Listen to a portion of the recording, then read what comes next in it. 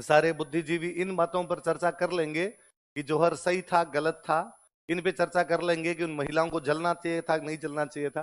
कोई इस बात पर चर्चा नहीं करना चाहता कि मध्यकाल में ऐसा क्यों हुआ। कोई इस बात पर चर्चा नहीं करना चाहता कि अब ऐसा क्या चेंज हो गया था भारतीय सभ्यता में कि महिलाओं को इस प्रकार जलना पड़ रहा था। कोई इस बात पर चर्चा नहीं करना चाहता कि प्राचीन काल में क्यों नहीं कर रही थी, अभी क्यों कर रही है। इन सवालों के जवाब देने से उनको ये बताना पड़ेगा कि तुर्क आए थे वो बहुत गंवार जाहिल थे और महिलाओं के प्रति बहुत बुरे थे। बस बुद्धिजीवी ये नहीं बताना चाहते, वो सो कॉल्ड रोमांटिसाइज करना चाहते हैं चीजों को। अभी तक पता नहीं किन ख्यालों में रहते हैं। उनको फिर ये बताना है कि बाहर से आए हुए लोगों ने भारतीय संस्कृति को किस प्रकार पुष्पित और पल्लवित किया था, किस प्रकार मेहराबों का निर्माण और गुंबद भारतीय संस्कृति में होने लगे थे। अरे लुगाइयों को उठा उठा के लेके जाते थे, तुम्हें ये नहीं दिखता। बच्चों के साथ में दुर्व्यवहार किया जाता, तुम्हें ये नहीं दिखता। आज हर बात पर महिलाओं के सम्मान की बात करने वाला भारतीय समाज इस बातों से, इस सच्चाई से मुंह चुरा लेता है कि मध्यकाल के अंदर बाहर से आए हुए आक्रमणकारियों ने महिलाओं की स्थिति खराब कर दी थी। मेरा हमारी महिलाओं के प्रति नतमस्तक होता हूं कि 700 से लेके 1200 तक, और उसके बाद में जब दिल्ली पर इनका कब्जा हो गया था तुर्कों का, उसके बाद लगातार इतने सालों में जब पुरुष लड़ रहा था, बाहर मंदिर को बचा रहा था, अपनी जमीन को बचा रहा था, अपनी सभ्यता को बचा रहा था, उस समय महिलाओं ने घर किस प्रकार चलाए होंगे। मैं सोचता हूं कि यार एक तो टाइम आया था जब राजस्थान में 18 साल से अधिक उम्र के लोग नहीं बचे थे, सारे के सारे कट के मरमुरा गए थे किसी युद्ध के अंदर। उसके बावजूद वो एक महिला अपने घर में बैठकर अपने घर को संभालती है, अपने खेत खलिहान को संभालती है और अपनी अगली पीढ़ी को पुनः तैयार करती है कि तुम्हें तुम्हारे बाप का, दादा का, सबका बदला लेना है। जो बाहर वाले आक्रमणकारी आएंगे उनको जमीन का इंच इंच नहीं देना है। वो किसी अपने बच्चे को पालने में झुलाती हुई भी कहती थी, इलान देनी आपनी हलरियो हुलराए, कोई पूत सिखाने पालने न मरण बढ़ाई माए। वो लगता है उन महानतम महिलाओं के साथ में आप कैसे कर सकते हो।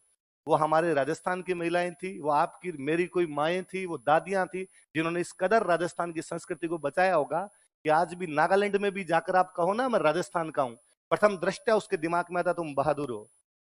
भले तुम खुद मनी मन सोचोगे अभी लड़ाई हो तो सबसे पहले चप्पलें हाथ में मैं लूं, पर हमारी जो ये बहादुरी की छवि है ना, कि आज भी यूपी का कोई कभी भी खड़ा होकर कहता वो राजस्थान रणबांकुरा था जो लड़ा था। क्यों हम आज तो नहीं लड़ रहे, हम तो नहीं लड़ पा रहे, हम तो यहां पर बैठ कर रहे हैं, क्यों हमारे बारे में आज भी बात की जाती है। इसका मतलब हमारे समाज के उन लोगों ने कुछ ऐसा हैरत अंगेज किया है कि आज भी भारत के दिल से वो निकल नहीं पा रहा है। रविंद्रनाथ टैगोर लिखते हैं कि सिकंदर के आक्रमण से लेके लॉर्ड क्लाइव तक, कहां से कहां तक, सिकंदर से लेके लॉर्ड क्लाइव, सिकंदर ने राजा पोरस को हराया था, क्लाइव ने सिराजुद्दौला को हरा दिया था।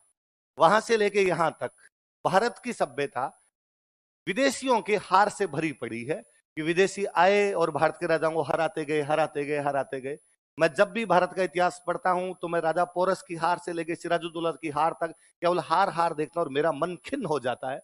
पर इस बीच जब मैं राजस्थान की तरफ देखता हूं तो मैं गौरवान्वित महसूस करता हूं कि वापस कुछ इस कदर मुट्ठी भर लोग रहे थे जिन्होंने अपनी जिंदगी की कभी परवाह नहीं की, जिन्होंने जिंदगी को इतना सस्ता कर दिया था कि खून पानी की तरह हो गया था।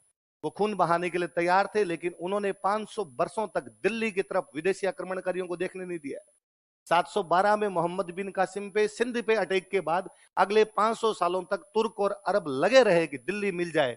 1192 में जब तक वो तराइन के दूसरे युद्ध में जीत नहीं पाए थे, दिल्ली नहीं मिली है उनको। 500 सालों तक यदि दिल्ली बची रही है तो वो बचाने वाला राजस्थान है। यदि दिल्ली बची रही है तो लगातार वो हमारे कोई पुरखे लड़े होंगे तब दिल्ली बची रही।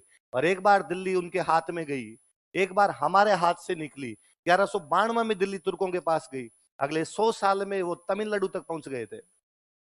कोई पूछे सवाल की बाकियों ने क्या किया, कोई पूछे सवाल की बाकी वाले क्यों नहीं लड़े। हमारे पर तमाम तोहमतें आरोप है कि जीते एक हारे एक लड़े एक, राजस्थान वाले नहीं लड़े एक, 100 बातें हैं।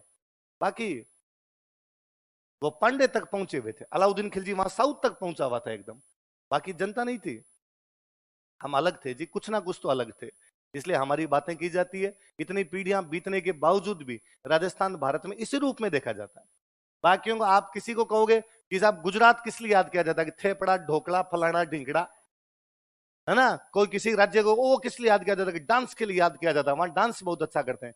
राजस्थान आज भी लड़ाइयों के लिए याद किया जाएगा, दूसरी कोई बातें नहीं आएगी। हमारी वो वीरता बहादुरी वो सब बातें आएगी। उन सब के पीछे रीजन ये है, उन सब के पीछे कारण ये है। देखो 11 जुलाई 1301 ईस्वी को